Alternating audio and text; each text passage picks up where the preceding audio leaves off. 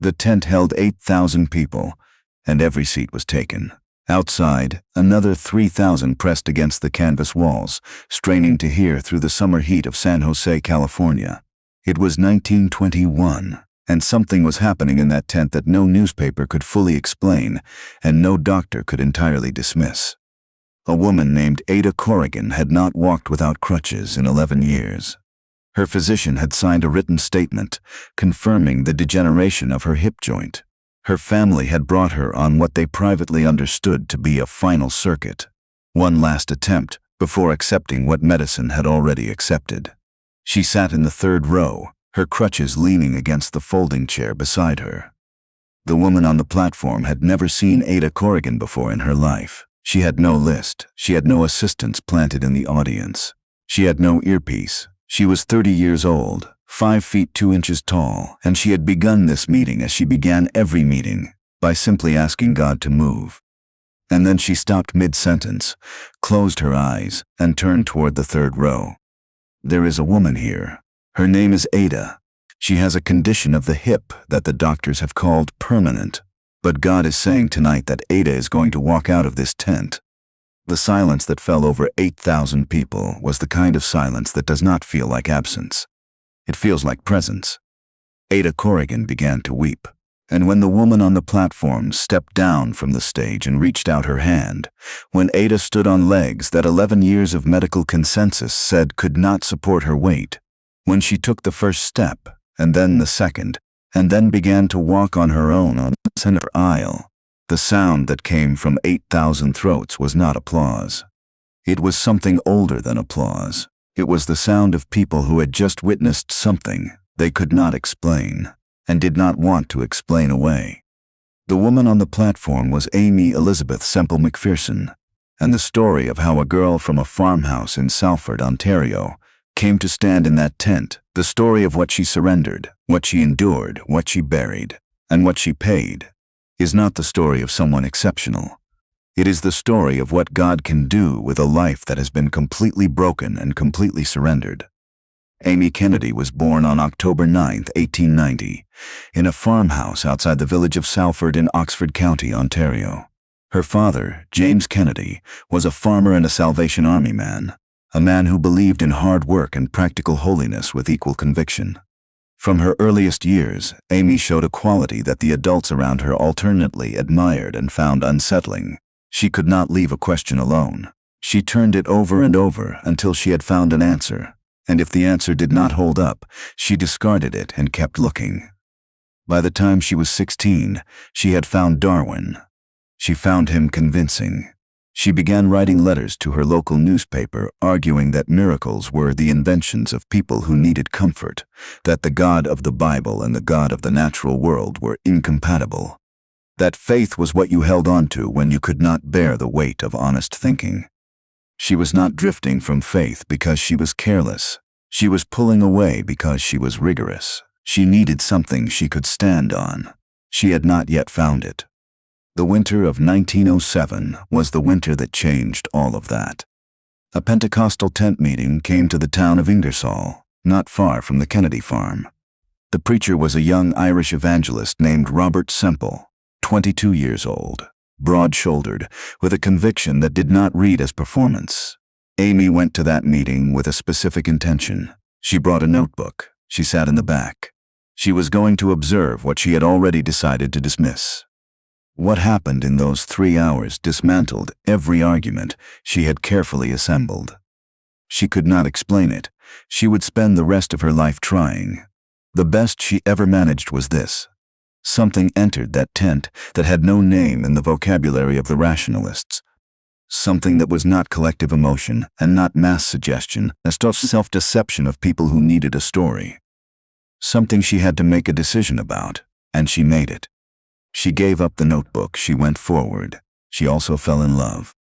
She married Robert Semple in August 1908. They both believed they were called to China.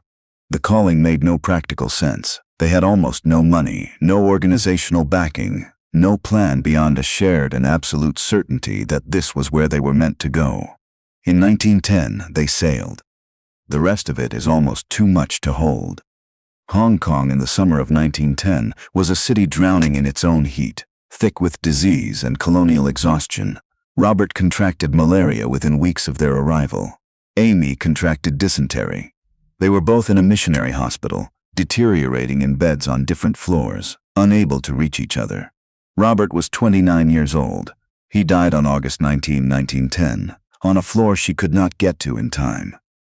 Aimee was 19. She was 6 months pregnant. She was 8,000 kilometers from home, in a city where she knew almost no one, and the person she had known best was gone. She gave birth to her daughter, Roberta, in September, in that same hospital, with none of the people she loved within reach. She made it back to North America on borrowed money and the kind of determination that has no name except survival. Have you ever stood at a grave and understood that nothing would ever feel ordinary again? Have you ever lost the thing that was meant to be the foundation of everything and found yourself standing on nothing at all? Then you understand something of what Aimee carried out of Hong Kong. She was 19. She was a widow with an infant daughter. She had crossed the world for something she believed in absolutely, and it had taken the person she loved most and given her nothing back that she could hold in her hands. For the next 5 years, she tried to become someone else. She remarried. A man from Providence, Rhode Island, steady and practical, the kind of man who would not drag his wife to a foreign country to die of preventable illness. She had a son, Rolf. She cooked, she kept house, she attended church on Sundays like anyone else. She tried to find sufficiency in ordinariness. She could not. The feeling she carried was not dissatisfaction exactly. It was more like the persistent awareness of having left something behind in a room she could not find her way back to, and then she became ill. The illness had no diagnosis. It was not one thing but many things at once. Exhaustion that no sleep could reach, pain that moved through her body without settling anywhere long enough to name, a dissolution so thorough that her doctors treated it by acknowledging they did not know what they were treating. She was 25 years old and she was fading. She was lying in a hospital bed, in what the nursing staff around her had begun to regard as a final phase, when she heard it. The same voice, the same presence that had walked into the tent meeting in Ingersoll in 1907 and taken apart all her careful objections. It said one thing, simply and without variation, until she could not keep pretending she had not heard it. Will you go? She had been refusing that question for 5 years. She had buried her husband. She had failed at ordinary life. She had nothing left to offer and nothing left to protect. And in that hospital room, in that absolute emptiness, she stopped refusing. "I'll go," she said. "If you'll let me get up from this bed, I'll go." The fever broke. The pain lifted. The nurses who came in the next morning found her sitting up, asking for her Bible. There is no medical record that explains what happened in that room. There is only what happened after.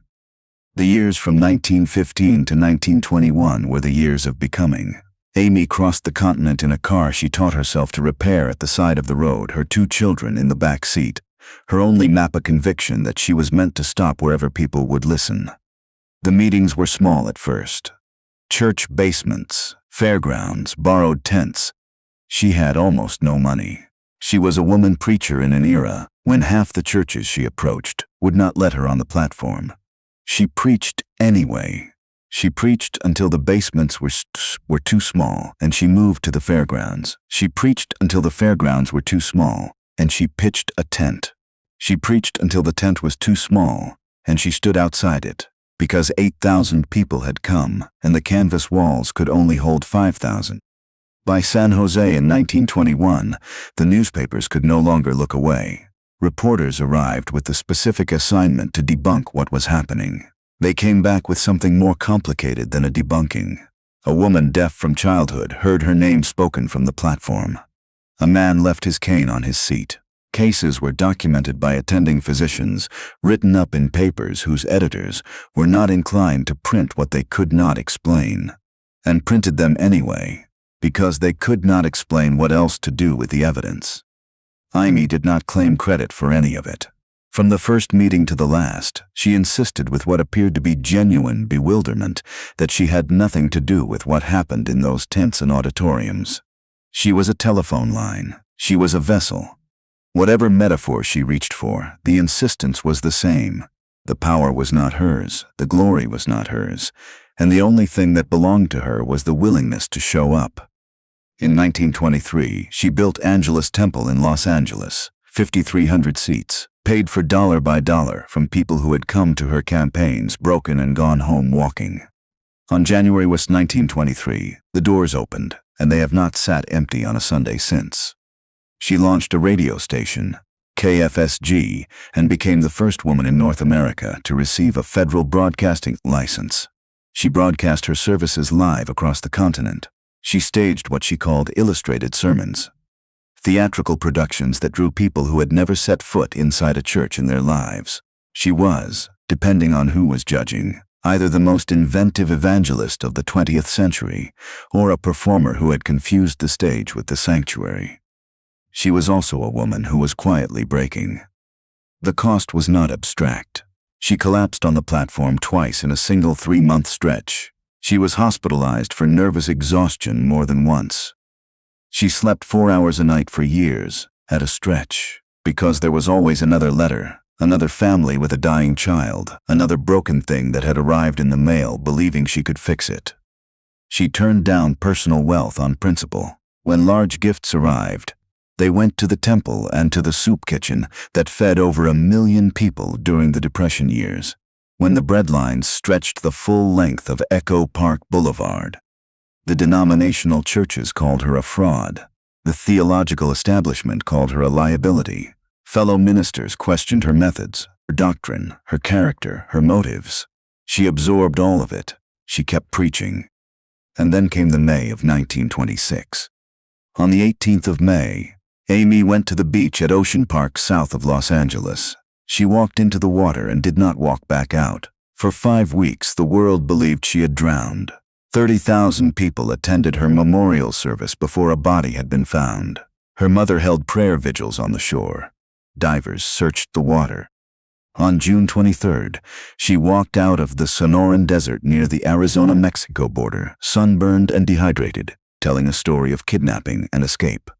The story was investigated. There were inconsistencies. There were witnesses who placed her in a cottage in Carmel during those 5 weeks. Criminal charges were filed and later dropped.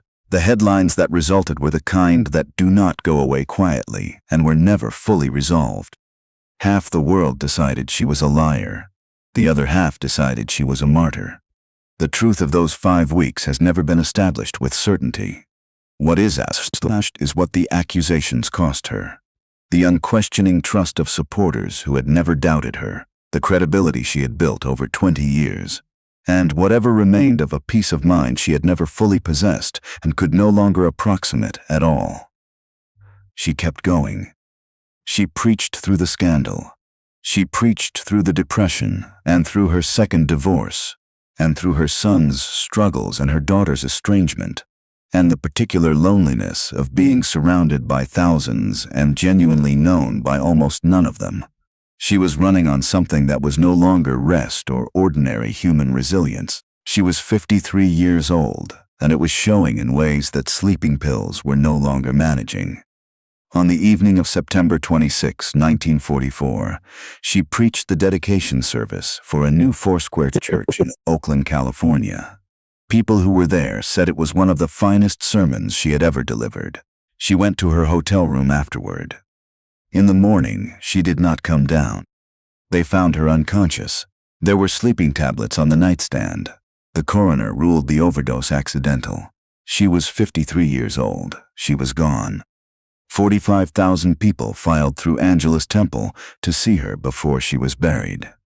The church she founded, the International Church of the Foursquare Gospel, now has more than 9 million members across 150 countries. It did not die with her. It multiplied. Here is what cannot be argued away. Aimee Semple McPherson was born in a farmhouse in rural Ontario with nothing the world recognizes as advantage. She buried her first husband in a foreign city before she was 20 years old. She failed at ordinary life and then surrendered the attempt at it. She slept in her car. She repaired her own engine at the side of the road. She preached on platforms that did not want her until she built her own. She fed the hungry with what she had. She lived in the particular loneliness that belongs to people who carry something the crowds around them can receive but cannot return. And she paid for it. The physical cost aged her faster than her years. The financial cost was someone else's comfort. The emotional cost was the quiet erosion of everything that was not the calling itself. Her marriages, her children's normal childhoods, any sense that she was known as a person rather than a platform. She paid all of it without a guarantee that the sacrifice was proportionate, without certainty about how the story would end, with only the memory of a voice in a hospital room in 1915 and the decision she had made, once completely, without conditions, to answer it. This is not the story of a perfect woman. The scandal will follow her name as long as her name is spoken. The theological disputes about her ministry have not been settled and likely will not be. But the healed cannot be unhealed. The 500,000 who found faith in her campaigns cannot be uncounted. The soup kitchen meals cannot be unfed. The denominations that rejected her and the critics who outlasted her could not undo what was documented, because what was documented did not belong to her in the first place. The question this story leaves is not about Aimee. It is the same question that has been asked of every generation. In every language, on every continent, of every person who has ever felt the weight of something they were made for and have not yet stepped into. Will you go? If you are ready to answer that, no matter what it costs, no matter what it requires you to leave behind, we want to hear from you. Leave a comment below and let us know who you would like us to cover next. And if this story stirred something in you, share it with someone who needs to hear it today. We are Gathering of Souls, and we are here for exactly this. The stories of the people who said yes, so that the rest of us understand what becomes possible when we do.